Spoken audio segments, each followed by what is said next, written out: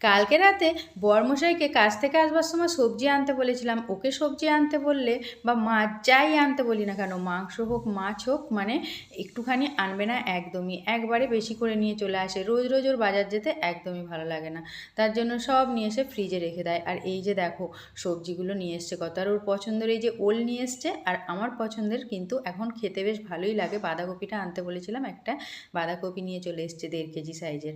আর এইখানে তারপরে সেইগুলোই রান্না করে নিচ্ছি। আর কালকে কিন্তু এসে বরমশাই রাত্রে মাইনের টাকাটাও হাতে ধরিয়ে দিল। আমি কিন্তু সত্যিই ভাবিনি কালকে মাইনের টাকাটা নিয়ে এসে হাতে ধরাবে। আর বরমশাই নিয়ে এসে আমার হাতে দিলেও ওই কিন্তু সব খরচা করে নিয়ে নিয়ে কিন্তু আমার হাতে দিয়ে দেয়। যখনই মাইনের টাকা সবটাই কিন্তু সত্যি আমার হাতে ধরে দেয়। এরকম কিন্তু বর পাওয়া সত্যিই ভাগ্যের ব্যাপার। তো তারপরে এখানে দেখো সেই সবজি কালকে রান্না করে নিয়েছি, ওল ভাতে দিয়েছি, আর এখানে বাঁধাকপি করে নিয়েছি, আর ডিমের ঝাল করে নিয়েছি। আর কালকের ছেলের আছে চিংড়ি মাছের তরকারি, তারপরে মুগের ডাল, তো তার জন্য এগুলো দিয়েই আমরা খাবো। আর ওর তো চিংড়ি মাছের তরকারি হলে কিছুই লাগবে না। তো ভালো লাগলে ভিডিওতে লাইক আর সাবস্ক্রাইব করে দিও।